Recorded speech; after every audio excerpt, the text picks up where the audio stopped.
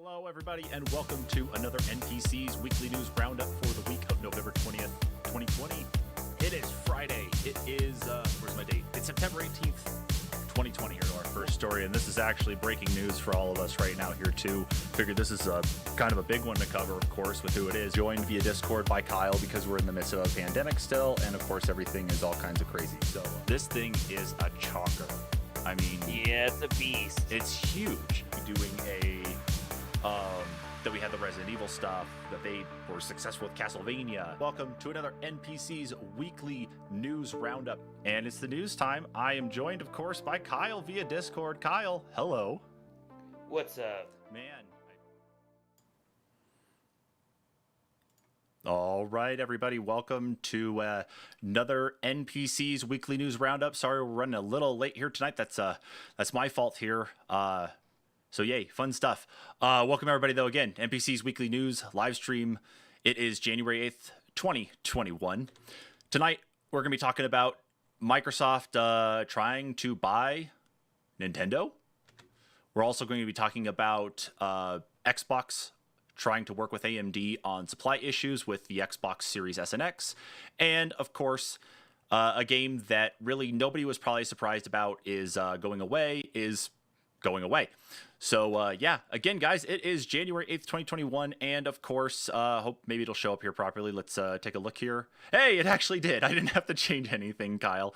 Everybody, it's Kyle via Discord. It's OBS actually detected it. It was awesome. It actually recognized that it was the proper window, because every time I seem to sync you up to this, it requires me to unselect you and reselect the window of your video. So, hi, Kyle.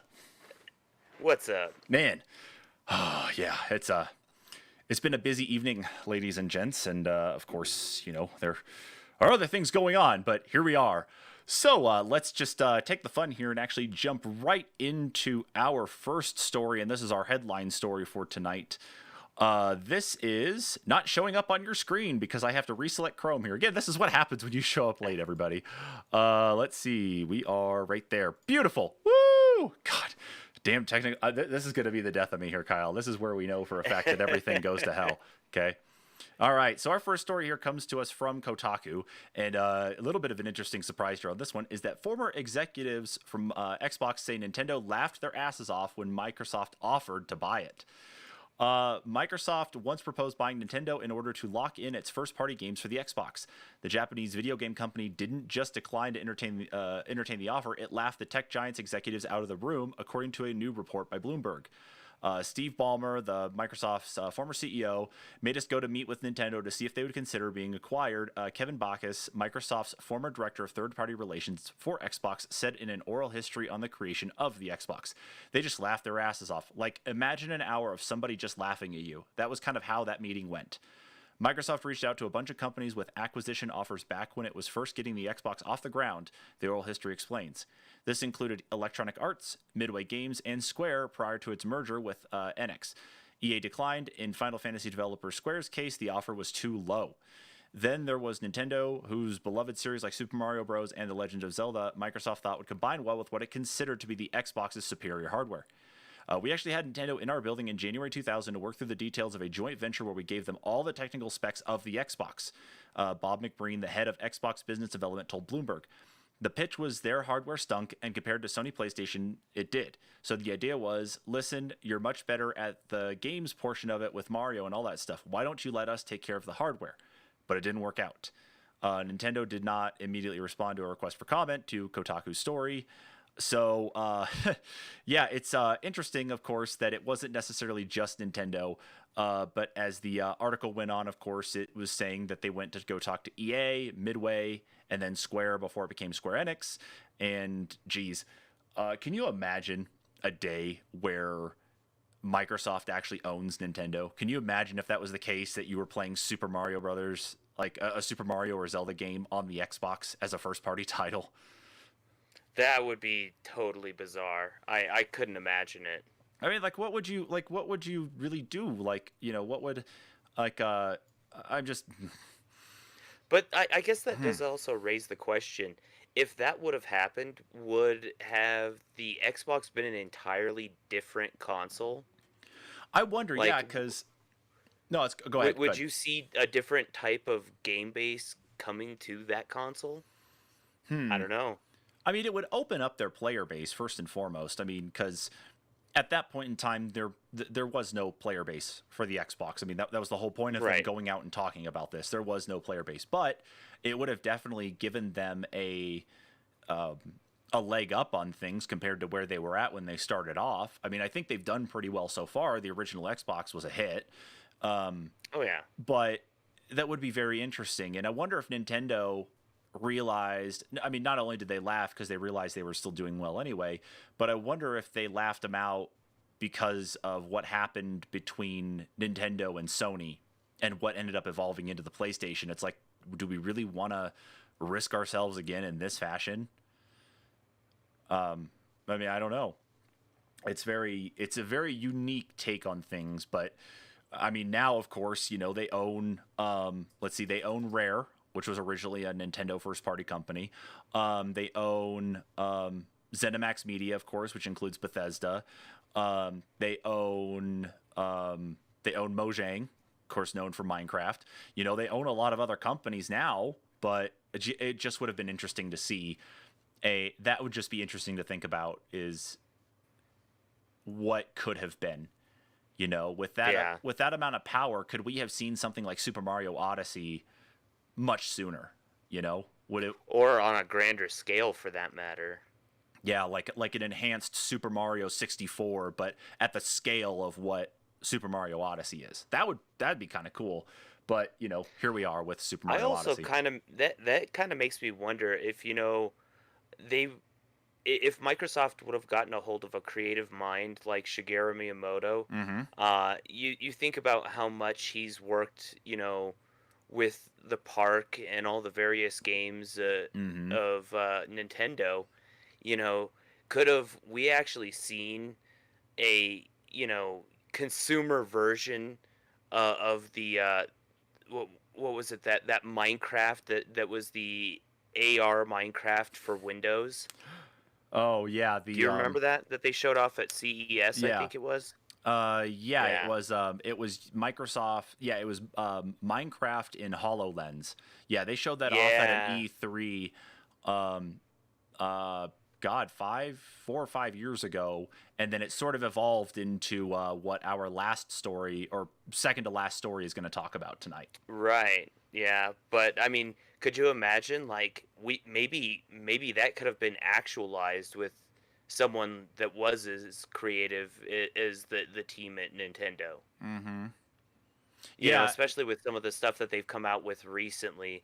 You know, I mean, a lot of people give it flack, and yeah, you kind of got to, because the parts are made of cardboard. But Labo, they've done Mm-hmm. some really cool things with Labo. Um, they've got the Mario Kart home circuit that is just amazing. It's a Mm-hmm. ton of fun. Mm-hmm. So Oh yeah, no, 100%. Just imagining kind of the mix of things, especially where Microsoft has kind of put itself at now too, and what they've evolved the Xbox to now as well. It's like, what would happen if the way the Xbox evolved continued, but Nintendo was a Microsoft company? Could we be playing like a lot of people mod and still play to this day a 4K Breath of the Wild? It hmm uses a 4K texture pack. They render it, running at 4K 60, and it looks gorgeous. But imagine that with the power of like the Series X, behind it, instead of what we see off of just a base level Nintendo Switch. but you also kind of also have to wonder about Xbox has always tried to be the more edgy competitor. Mm-hmm. I feel like, That's um, true. could they have totally destroyed what Zelda is and would be, and for that matter Mario, Yoshi, the Kirby It's true. license, it kind of makes you wonder. Mm-hmm. However, I know. Or could it have flourished even more? So, who However, knows? channeling my Ben here a little bit, what do you think though could have happened to Metroid instead? Could we have had a Oh better man. Metroid instead? Could we have had an actual continuation to what I mean, well, this was at the point, this was 2000. So when did the GameCube come out? I was going to say, because it was this, let's see. Actually, better yet, I'll Oh just look it up. man, When that did was like, Metroid, was that 2001 when or did, something? when did Metroid Prime release? That's the big one I think to ask. That came out in 2002. So this was 2 years before the GameCube and Metroid Prime came out. But imagine Metroid Prime No, it was with the 2000. power of even the original Xbox, and then imagine a Metroid Prime series that worked its way all the way through and was just as popular as Halo, side by side. Mm-hmm. It's wild guesses and wild speculations of everything. I'm just saying it's just that I think out of all titles, that one would probably have been a killer title, especially going through the life cycle of what the Xbox has been and where we're at now. But yeah, but Alex here on Facebook says Nintendo has made some mistakes over the years, but they never made a game system that looks like a humidifier. That's not wrong.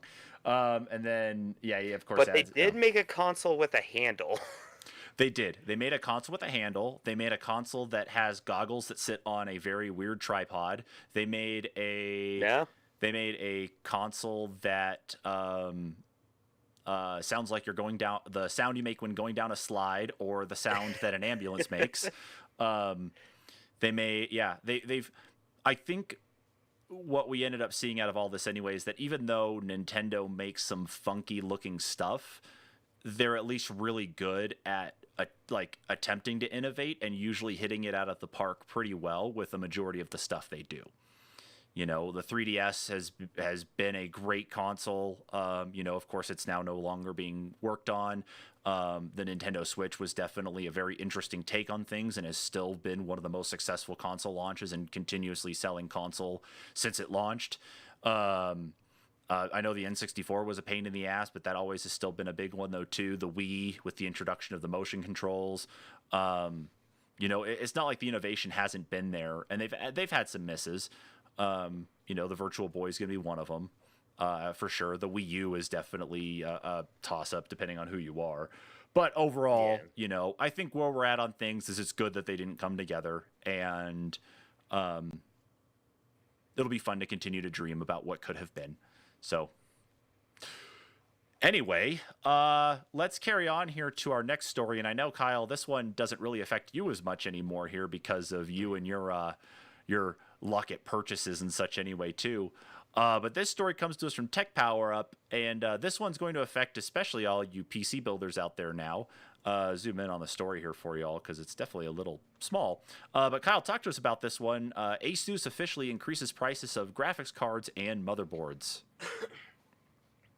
Um, Asus has today prepared a gift for everyone involved in the PC community. The company has announced that starting today, prices of PC components like graphics cards and motherboards will get increased. Apparently, Asus has decided to adjust the price due to the increased cost of components,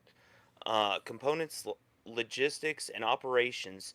It reported that the company was working closely with its partners to minimize the increase of pricing.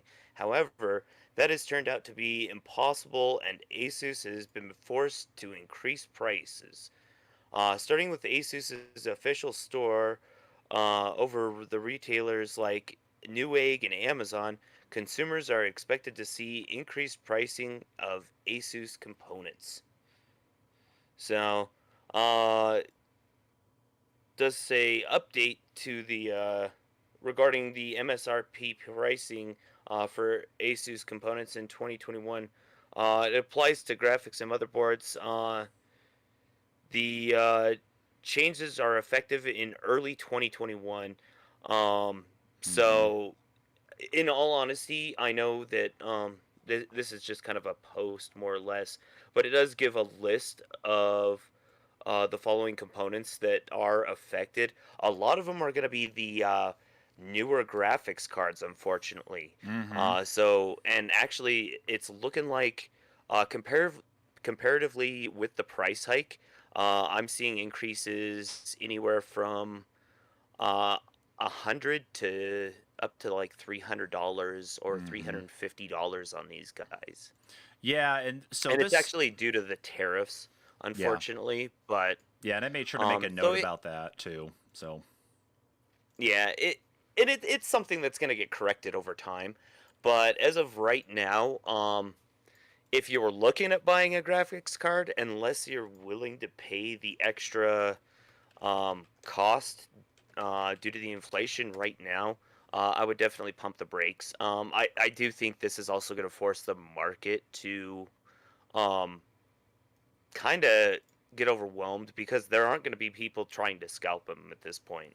well, so that I'll counter that one because I got a buddy who's actually looking to spend the money to upgrade. I think it was a 30. I can't remember if it was a 3090 or a 3080. I'll have to go back and look at his messages.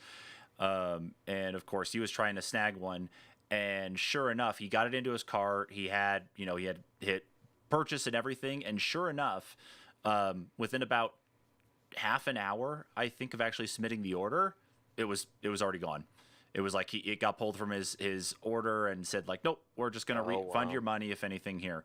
But yeah, like I'm looking on Newegg here right now at things, and of course all the cost on cards is going to be related to the newer generation stuff. So the list doesn't have anything going back to, oh excuse me, the 20 series RTX graphics cards. It's all 30 series.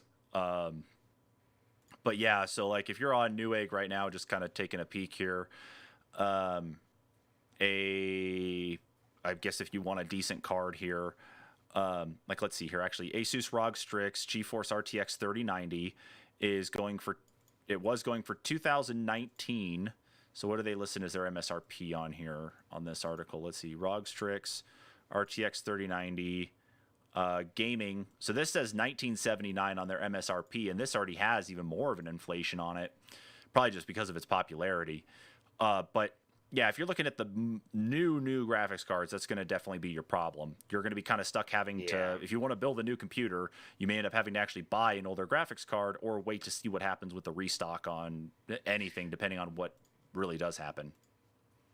That being said, the other thing to consider is that anything that is already cleared customs, a lot of the places, well, not, I shouldn't say a lot of the places, but some of the places that are selling the cards, um, are actually still selling them at that previous MSRP until their stock runs out.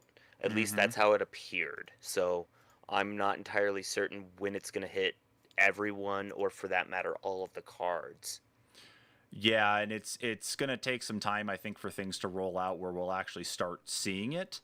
Um, yeah, it kicked off at the beginning of the year as a 25% tax on graphics cards imported from China and at least one PC. Yeah, so I'm looking at this article here from The Verge, and that's where it's kind of talking a little bit more about what these are. Of course, is where they fall in line here on the notices. So printed circuit assemblies for rendering images onto computer screens, graphic processing modules, printed circuit assemblies to enhance graphics performance of automated data processing, printed circuit assemblies constituting unfinished logic boards, parts and accessories of machines. Okay, so it's those first two at least that really relate to graphics cards. And what we're hearing is that at least a lot of companies, at least in some of the stuff that's been talked about so far, is that some companies are doing their best to actually cut the costs in one way, whether they're absorbing them or like whether they're absorbing the full amount of the cost, depending on, I guess, wherever the price sits, or working with the retailers to kind of cut it somewhere. I don't know necessarily how, but it's not going to be the full 25% tariff on those. It's going to be or whatever the other percentage amount was. But you're going to be looking at 75% or 7.5% or 25%. Yeah. So with that, yeah, it's going to vary and it's going to depend, of course, on what happens. But yes, building a PC is going to be even more expensive this year unless things change with the new administration coming in. What, 2 weeks? Yeah, 2 weeks from now. And anything changes on the tariff side. But we have to see. Unfortunately, we're the victims of those tariffs, and it's going to continue to affect other things going forward, though, too. Just like it did when it first came out. But Yeah. and it could also get renegotiated in a different way that would affect the cards. One of the things that I had heard about earlier was just not too long ago there was one with cameras, um, and it Okay. had to do with actual shot cameras versus like video cameras, and uh, Hmm. as long as your camera only record specifically digital cameras, of course, but as long as your camera recorded like 29 minutes and 59 seconds, it didn't fall under that bracket of that tariff, so it could always get renegotiated, that they would just fall out of whatever this particular negotiation is. So Hmm. just Very. kind of a waiting game now. Yeah, absolutely. Very possible, of course, as you get ready to build your $1 billion computer back there in this coming week. So, damn it, that's fine. I guess I'll wait to upgrade then until things clear up a little bit Yeah, I more. was I was lucky enough that my graphics card was purchased like the 28th of December. So Yeah, like you. yeah, That's fine. Mine's just CPU and motherboard, so it's fine. It's okay. I'm not jealous. I'm just Yeah, I'm a little jealous. All right. Well, that's enough on that part. Let's move over here to our next story here, and this one actually isn't really much of a surprise that this was going to happen in the first place, but this one comes to us from PC Mag. Sony discontinues PlayStation 4 Pro and all but one PlayStation 4 model in Japan. Only the jet black PlayStation 4 Slim remains in production for Sony's home territory. We all knew that PlayStation 4's days were numbered as soon as Sony launched the PlayStation 5. Now we have the first signs of just how quickly Sony intends to transition away from its last gen console. As VGC reports, translated from GameWatch, in Sony's home territory of Japan, production of all but one PS4 model has ended. That only one that remains is the jet black PlayStation 4 Slim, meaning all other models, including the PlayStation 4 Pro, will only be available as long as existing stock lasts. It's important to note that this only applies to Japan for now, with no decision taken yet regarding PS4 production for Western markets. According to Famitsu, production on the PlayStation 4 Pro ended back in September of last year, and Japanese retailers have been selling through the remaining stock ever since. A spokesperson for Sony Interactive Entertainment has confirmed that we will continue to ship the PlayStation 4 standard model and continue to focus on the PlayStation 4 platform business, such as software titles and peripherals. So while the hardware is mostly disappearing, software sales will continue, and that's going to remain the case for a few years yet. PlayStation 5 continues to be hard to find. Absolutely. Due to how popular it is proving to be, by discontinuing PlayStation 4 models, Sony can ramp up production of its new console using the same production resources. According to GameWatch, that's exactly why PlayStation 4 production is being halted so quickly.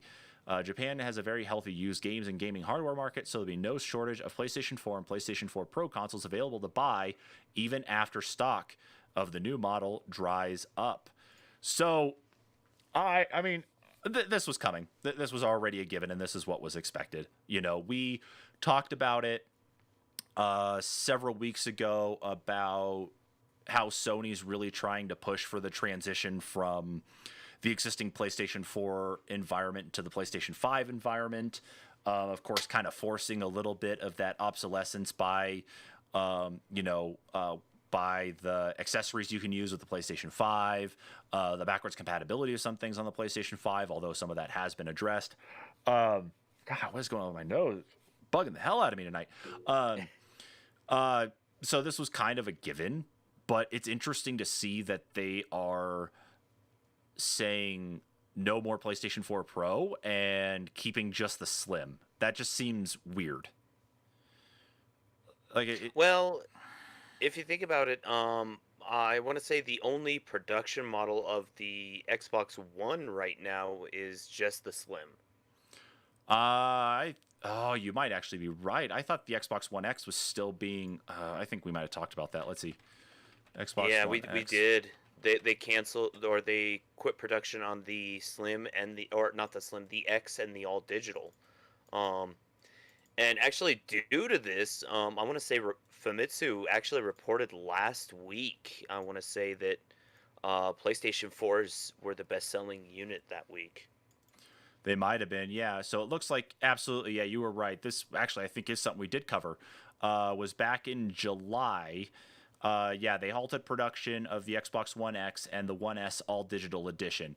So it looks like the regular Xbox One S with the disc drive will still be is still going to be manufactured and sold.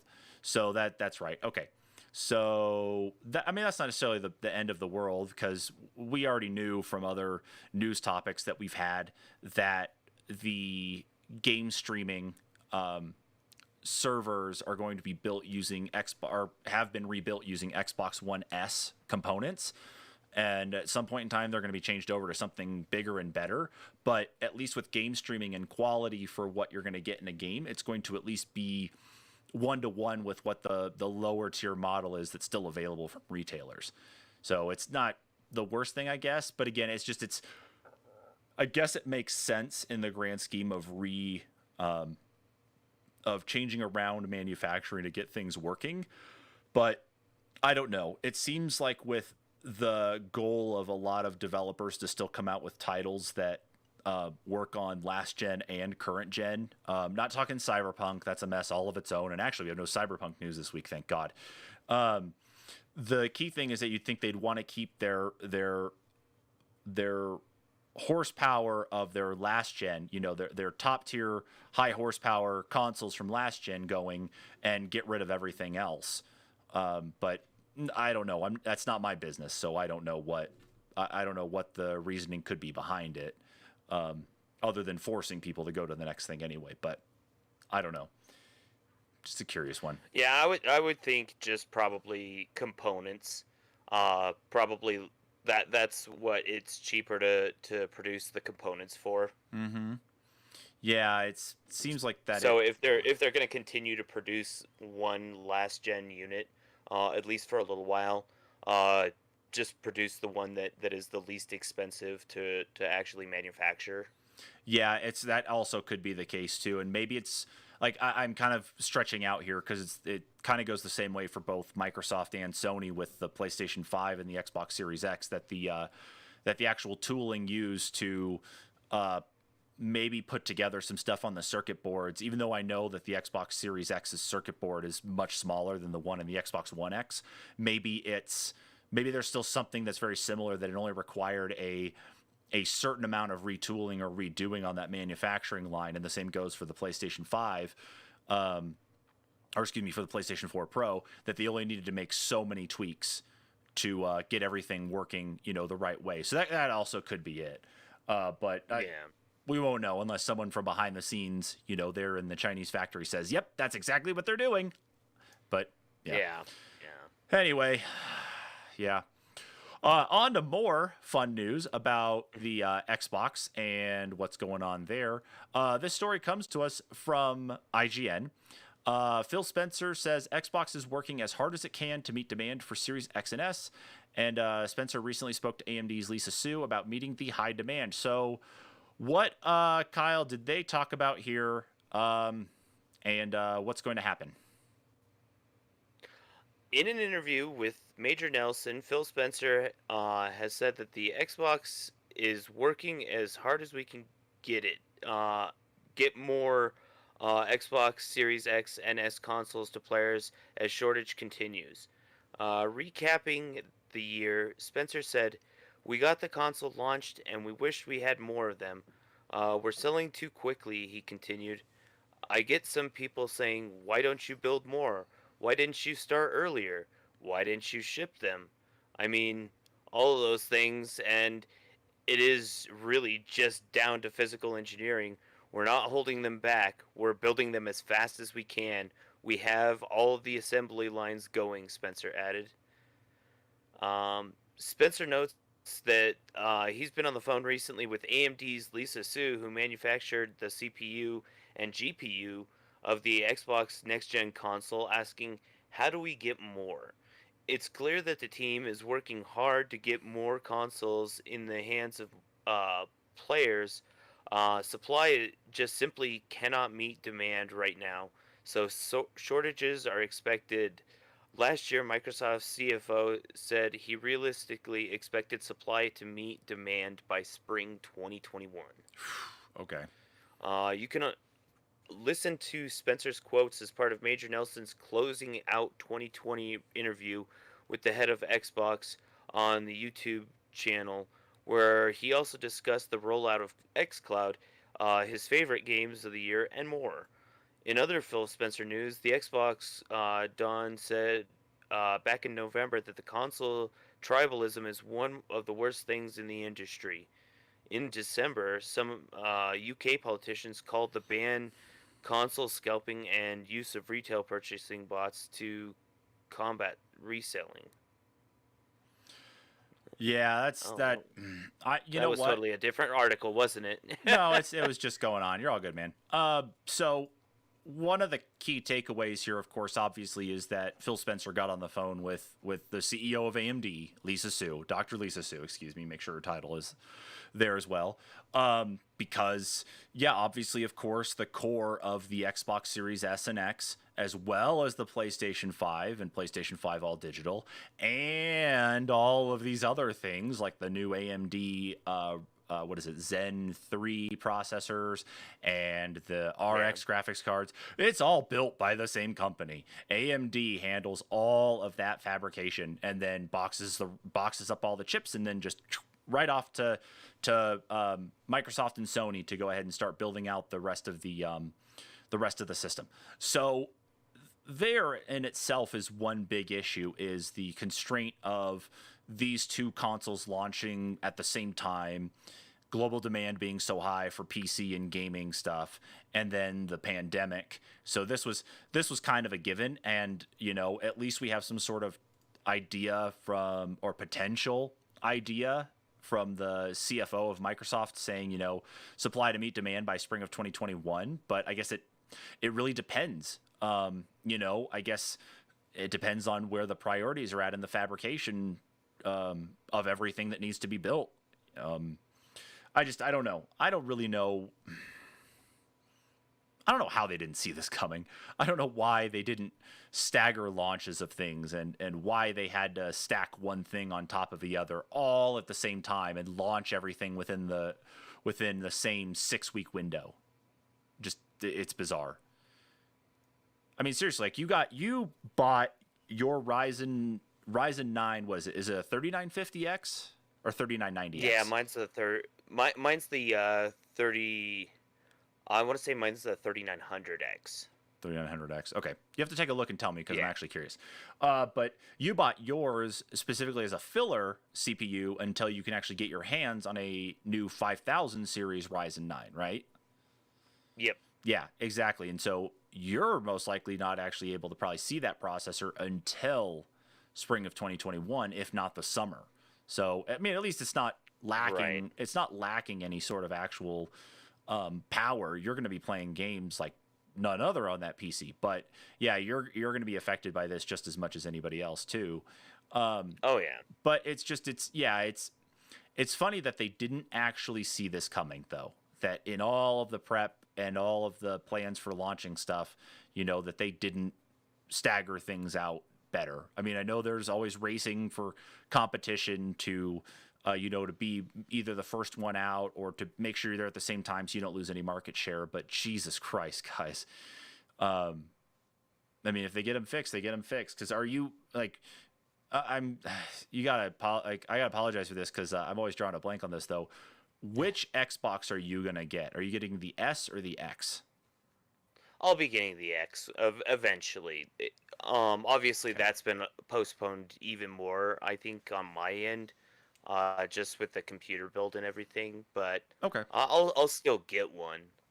Okay. No, and I couldn't remember where you were gonna sit on that because I know your biggest focus was I know there was the gaming PC, but your biggest focus console wise was I think the PlayStation 5, and then was working way towards Xbox because I know you and Preston both are way more into your PlayStation 5 or PlayStation games than you are your Xbox games.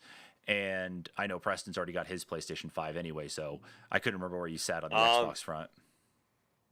Actually, I'm typically more into my Xbox in general. That's my multiplayer console, and that's where I like to play titles that are on or multi-console. Um, Okay. my shooters I always prefer on PC, but when I was a console only gamer for a while, it was Xbox unless it was a console exclusive. That's when I would play my PlayStation. The thing that excited me about PlayStation for this generation was the fact that they had so many exclusives right at launch, Mm-hmm. and what Microsoft had to show for the Xbox Series X and S as they were launching just wasn't there. And the first party titles that are supposed to be there, they're going to be on PC anyway. Mm-hmm. So I feel like I'm gonna be getting the better experience going with my PC on that one. But I still have such a large Xbox library that I can't just abandon it. So No, understood. I always try to remember the way the conversations go with us when we're talking about the new hardware that's out and available. So I always draw a blank when it comes up to some of that. But yeah, so if you, to really summarize everything that went on there, if you were looking to build a PC or you were looking to get a new console, you were probably gonna have to wait for a while unless you want to pay billions of dollars, is what it's gonna feel like. Um, yeah. So I honestly feel like though, I know the all the graphics cards and everything is going to potentially affect the Xbox as well. I wonder how hard, because I know they're already taking a loss on the Series X mhm. and S. How much harder it's going to hit Microsoft, because I see them recouping a lot from this too. Well, yeah, you also think that now that they've rolled all of that new stuff into Game Pass Ultimate with EA Play and game streaming and that, I'm sure they're probably making enough money at least there that they're recouping their losses through the subscription side of things than they are necessarily the console sales, since they don't have Right. consoles to sell right now. So, yeah, but if you want to build a PC, you need to wait a little while longer probably, or suffer the wrath of buying very expensive parts. Honestly, I do believe that by the time they become truly available, the tariff price will have gone down. And the only reason that we'll actually see a price hike by then is because I think, if anything, it'd be the actual manufacturing companies trying to recoup losses. Hmm. I will say though, right now, Micro Center has on sale for $200 off a Threadripper 3960X with 24 cores and 48 threads for $1,400. So obviously, I need to make a I change there know. instead.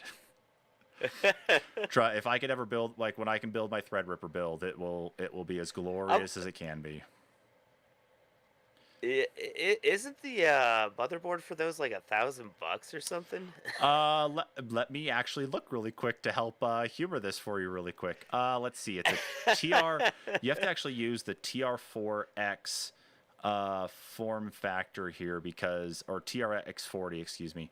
Yeah. So the motherboard's on Micro Center's website right now for an Asus ROG Zenith 2 Extreme is $849, and that gets you It's eight. almost a thousand Yeah, bucks. just a little bit there. Yeah. So yeah, you're talking I about. wonder if that's after inflation though, because that's another thing that's Yeah. affected by that inflation But is think going to of be all the those. But motherboards. think of that. So You've got eight memory slots. You've got PCI Express Gen 4 out the ass.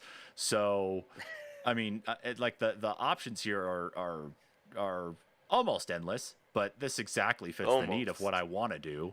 Yeah, and you got PCI Gen 4 going to almost every PCI Express slot. I think almost every single one of them actually. But still, Talk about leaving power on the table though. I'm just saying, yes, I'm just saying that that's pretty cool, but my wife It will is never pretty let me cool. spend just over $2,000 on a processor and a motherboard. I will be sleeping on the couch or I will be out of my house.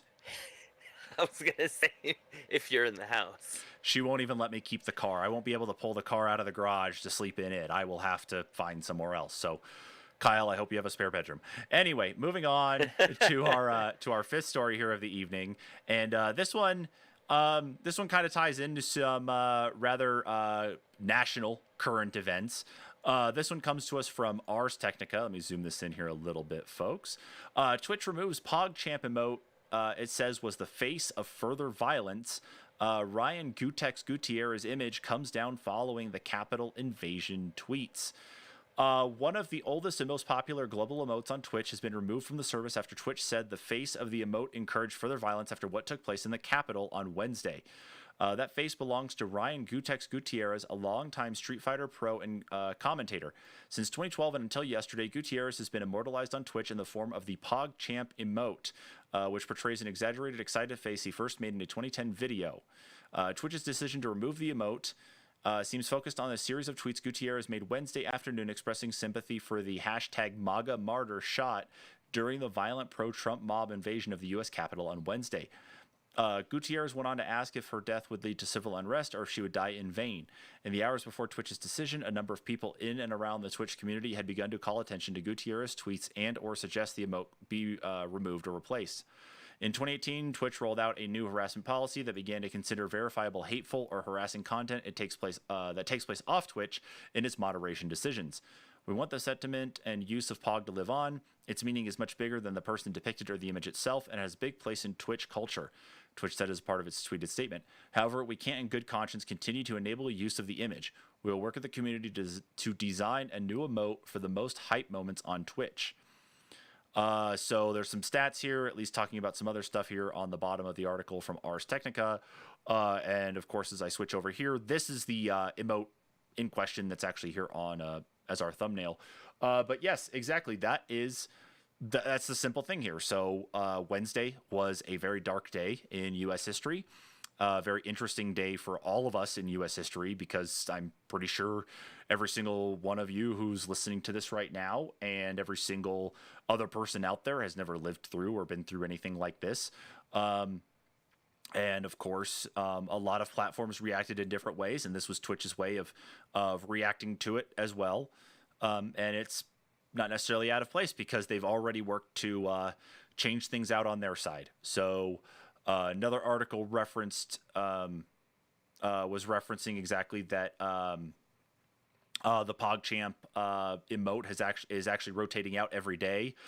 So every 24 hours, the emote will change out to something that looks very similar to what you see here on your screen, but will be of something else, whether it's the emote of a PogChamp emote that's very similar to what this looks like here from another streamer, whether it's them creating an emote by cropping something else out. I'm not sure exactly where it is, where they're all going to be coming from. I'm sure the other article probably talks about that a little bit more, but actions have consequences, you reap what you sow.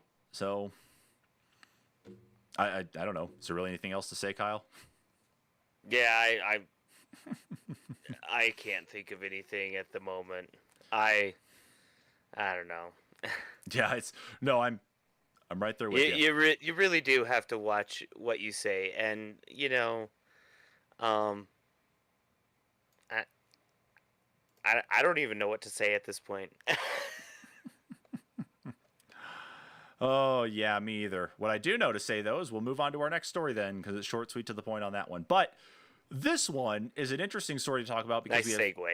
Yeah, nice segue here. Because we have this next week is CES 2021, and it's going all digital, of course, because the pandemic is still going on, and America is a pretty big hotspot for COVID. But this is an interesting one, especially with what we just talked about in our first story of the evening, and kind of gives you an idea of maybe what could have been in one way. This story comes to us from Games Radar. Lenovo Levi Mini is a laptop that can transform into a Nintendo Switch-like gaming device. Lenovo revealed the prototype device ahead of CES 2021. So Kyle, let's talk about it. Let's see. Let's kind of see where things sit here with this one. So Lenovo and NEC have revealed a concept for the Levi Mini, which essentially looks like a cross between a laptop and a Nintendo Switch. Lenovo's prototype device was revealed before the tech showcase CES 2021 is due to take place next week. As Tom's Guide details, the Levi Mini packs an 11th gen Intel Core i7 processor and Intel Iris Z graphics with an 8-inch touchscreen. Compact and small size, the Levi Mini is also lightweight and add to its portability factor, weighing in at just 579 grams or 1.28 pounds. The most interesting thing about it, though, is the way it can transform into a gaming device.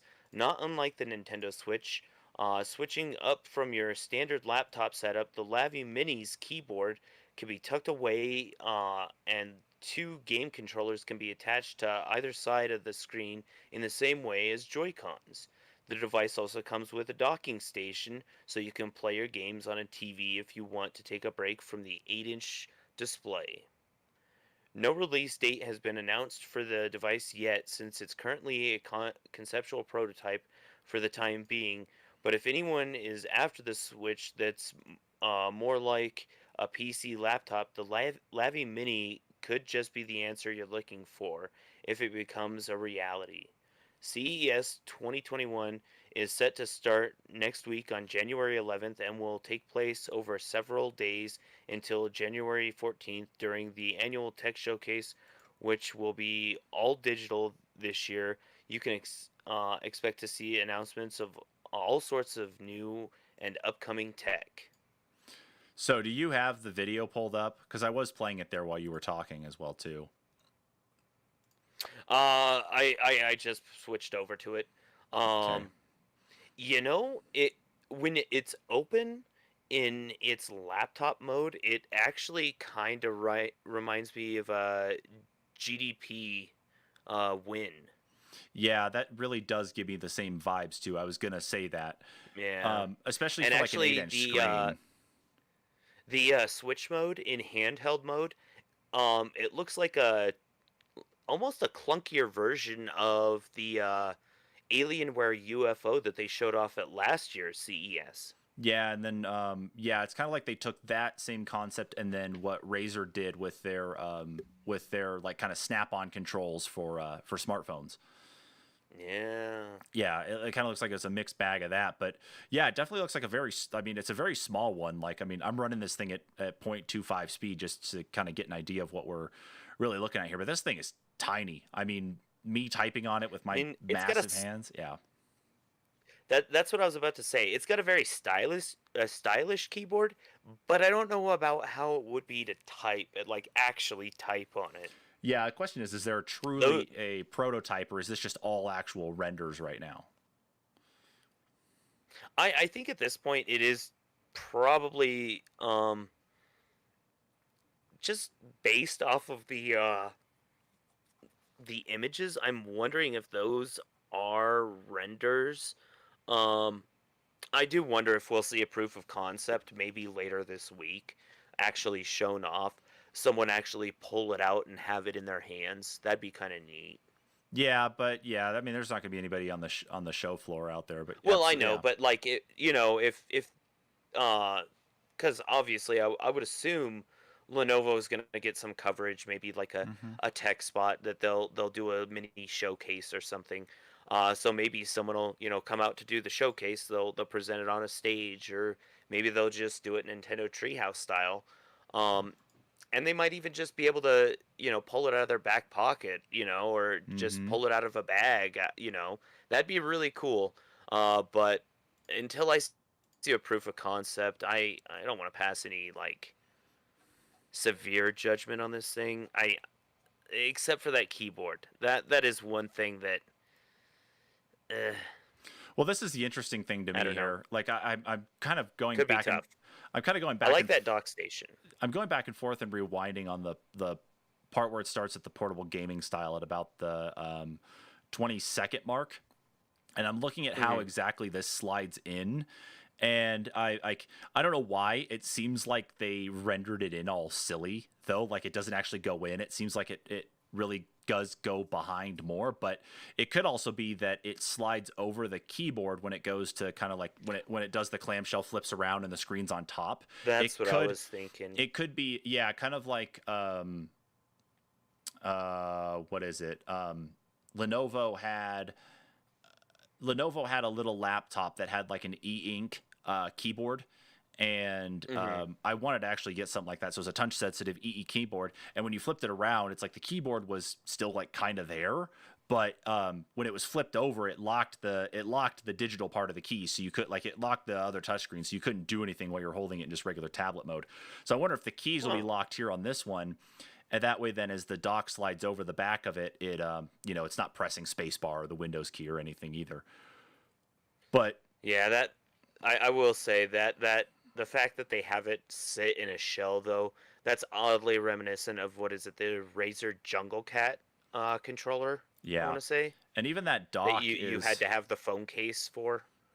Yeah, and even the dock is kind of neat. Like I can see that more from a productivity standpoint, not necessarily just like a gaming thing though either. But if you had a little dock like that with just the little, I mean, it's an 8-inch screen, so it's bigger than the Nintendo Switch. But you have that little screen, and it's dock over here, and then you got USB Type C outputs to for a hub and for a going to a monitor and that too, and then of course for the gaming side of it that they're marketing this on anyway. I mean, it looks like a neat little thing.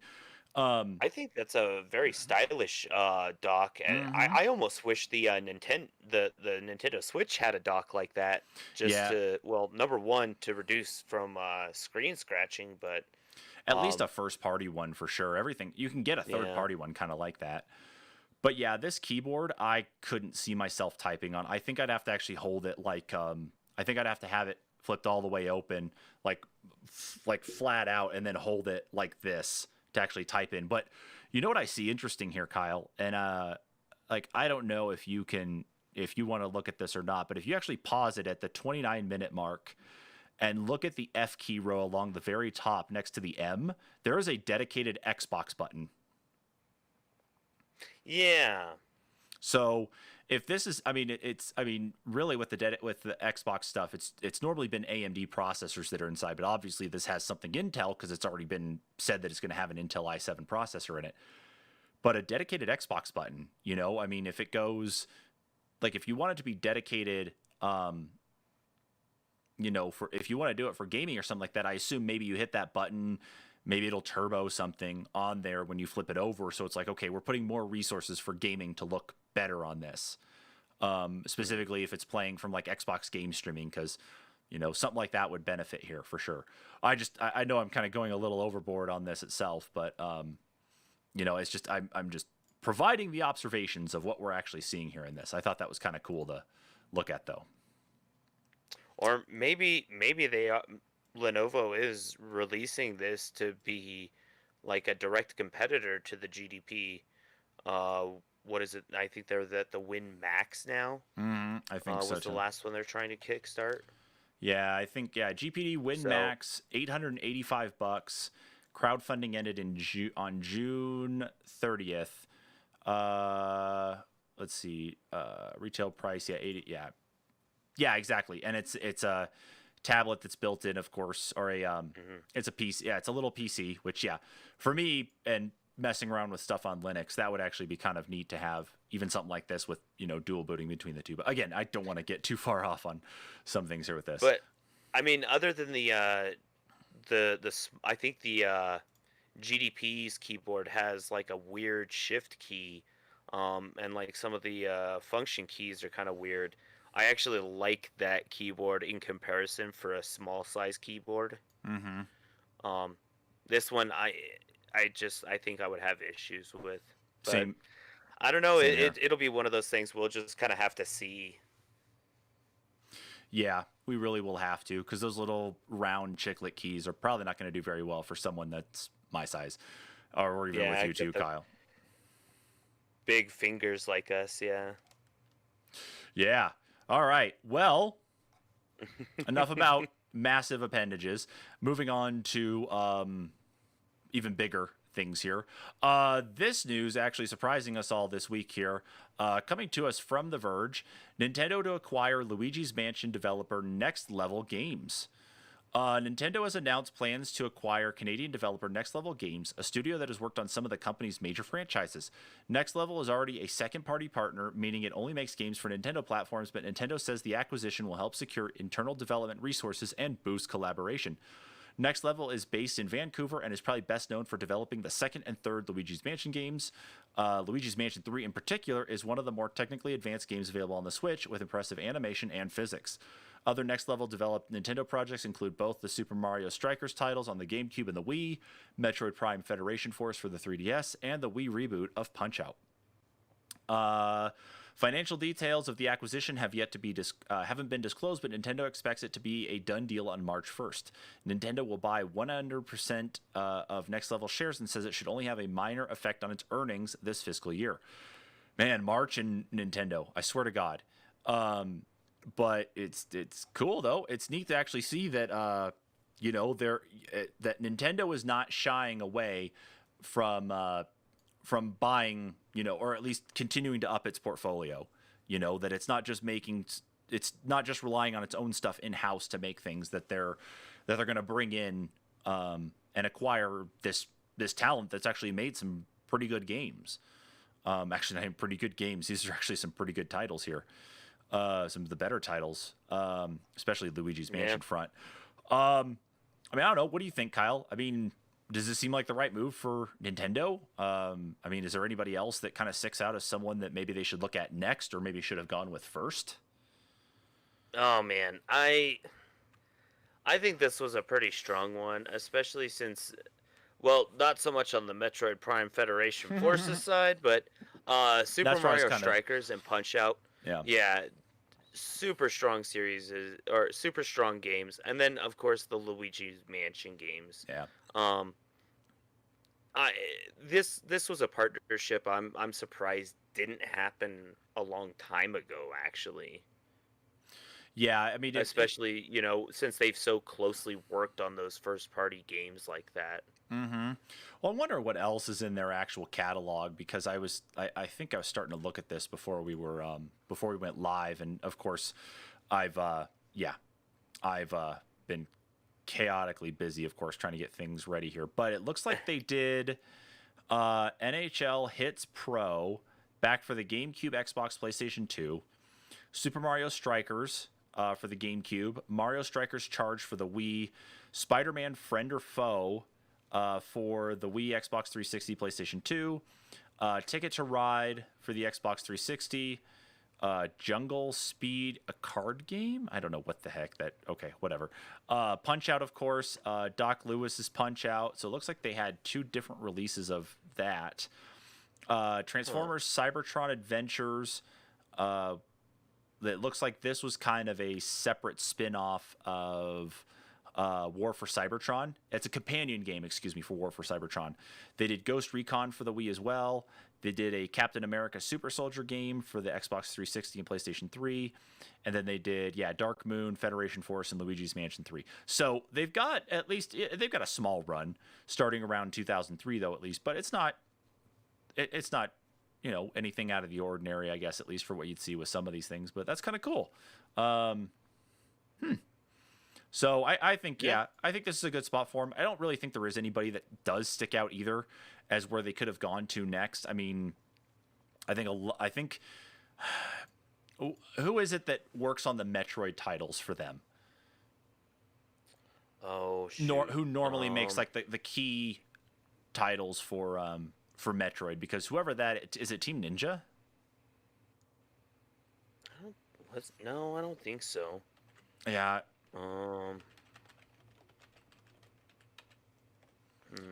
Let's see. Retro Studios is the one who made Metroid Prime. Let's see here. Let's see. It is Retro. So Retro is working on that, but are they actually owned? Okay, they are a subsidiary of Nintendo. Okay, so that doesn't even matter because they're already technically owned by Nintendo anyway. So okay, no problem then. I thought there was somebody else though, but I guess I'm mixing stuff up. Anyway, so okay, no, okay, it's a plenty good pick right there. No problem whatsoever. From there, we move into our second to last story. And again, this kind of is trailing in from something we were talking about earlier with Minecraft and HoloLens, but what sort of evolved from that. This story is from Engadget. And this, where's my thing here in OBS? There we go. Minecraft Earth, to nobody's surprise, will shut down on June 30th. Microsoft's ambitious AR game won't survive past the pandemic. So, Kyle, why is it shutting down? What's going on? What are we going to be seeing next? A little over a year after bringing Minecraft Earth in the U.S., Microsoft this week it will shut down Microsoft announced this week it will shut down the game later this year. Minecraft Earth players have until June 30th, 2021 to play the augmented reality title before Minecraft shuts down its servers and it's no longer available to download from the app marketplace.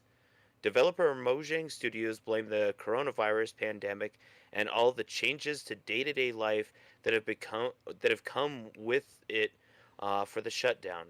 Minecraft Earth was designed around a free movement and collaborative play, two things that have become near impossible in the current global situation, the studio said. Like Niantic with Pokemon Go, Mojang has tweaked the game to make it easier to play at home. Those changes clearly weren't enough. But if there's a silver lining in today's news, it's that Mojang plans to send off Minecraft Earth in style. The studio is rolling out one last update for the game. It says contains changes to make your time in Minecraft Earth as fun as possible.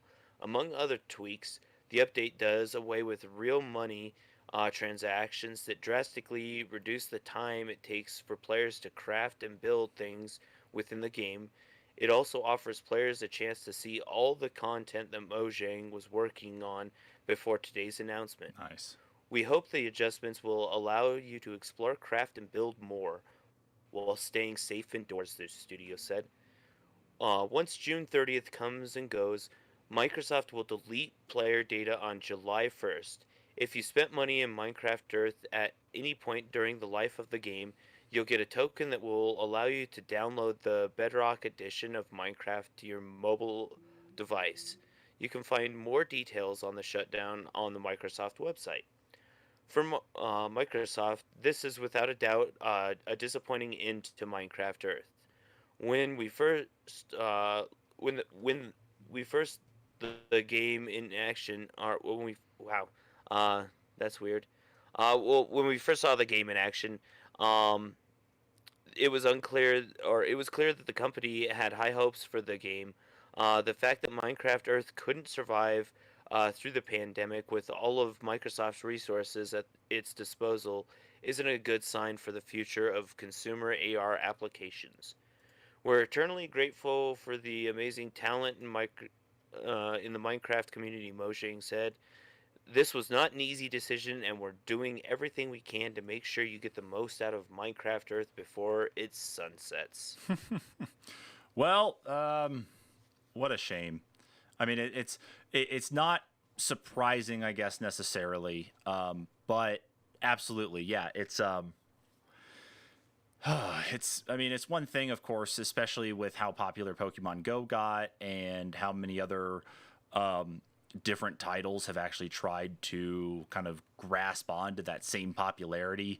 Minecraft definitely was kind of up there as a fit, but I think the biggest concern mostly for it was not necessarily just the pandemic that hit it, but I played it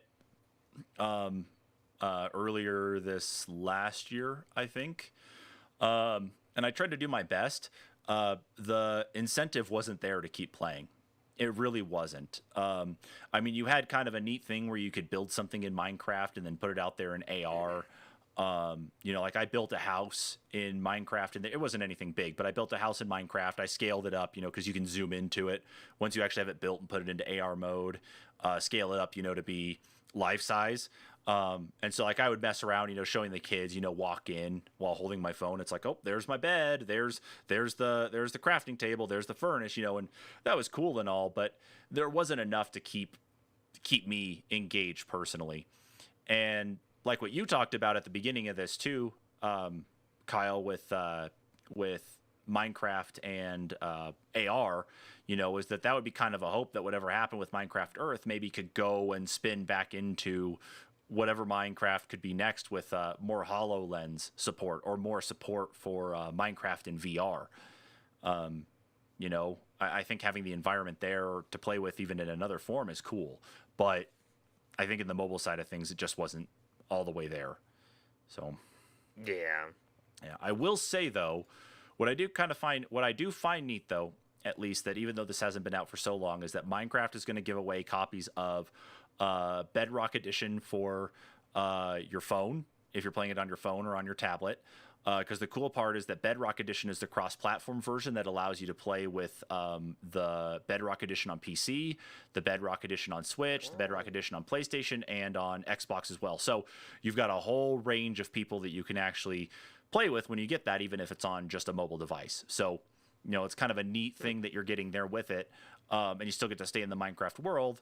And then on top of it, which was kind of a big thing about the article, was that they are going to also include things that they were planning to put in the game, but weren't ready to do, or ready to bring to prime time in there, at least so people can see it's like, this is what we were working on. So maybe whatever comes next for Minecraft with the 1.17 update this coming spring, for additional biome changes with the caves and caverns update.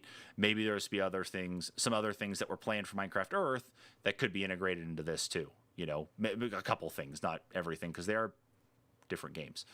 So, but that's a cool thing though, at least to kind of look at. And finally, the last thing on our list, because Kyle had to tell me about this, and I swear to God, I guess it makes sense. I didn't think they were that big, but whatever. They've got the money to spend. No, they're not big. They're epic. They're epic. God damn it. God damn it. All right. So I'm going to mute Kyle and kick him off of here. We'll just go to me. No. So last story here comes to us from Eurogamer.net. And Epic Games buys shopping mall. That's right. To convert into new headquarters. When most people pop into the shops, they pick up a few things. When Epic Games goes shopping, it buys the local mall.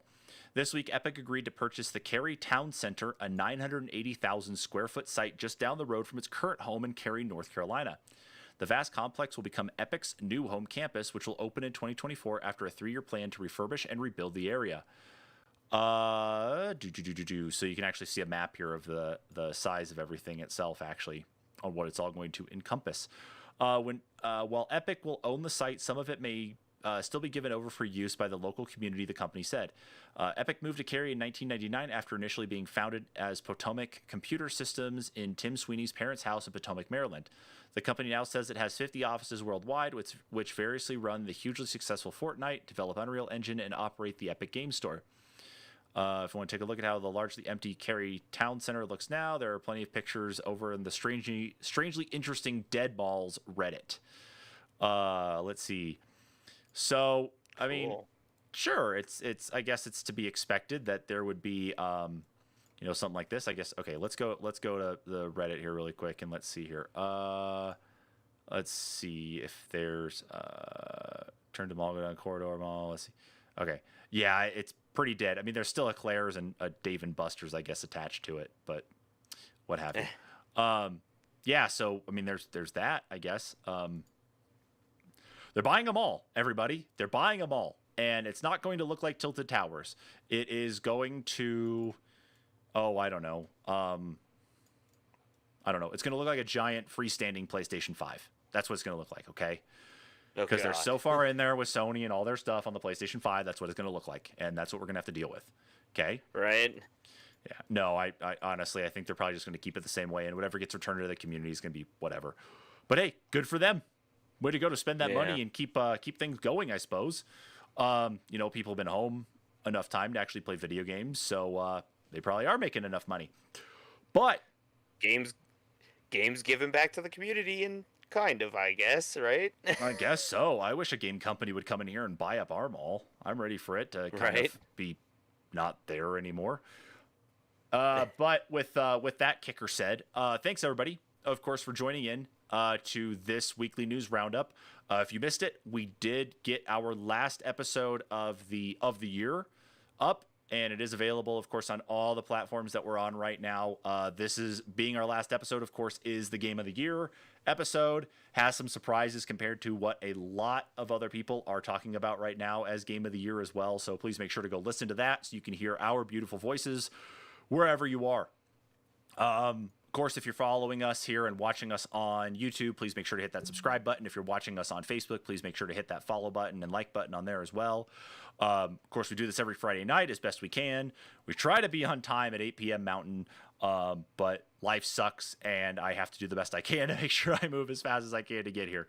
Because I know Kyle's just sitting there itching to go build a computer and is waiting on me to get this stuff done. But all that said, thank you so much, everybody, for tuning in. We will catch you all next week. Bye.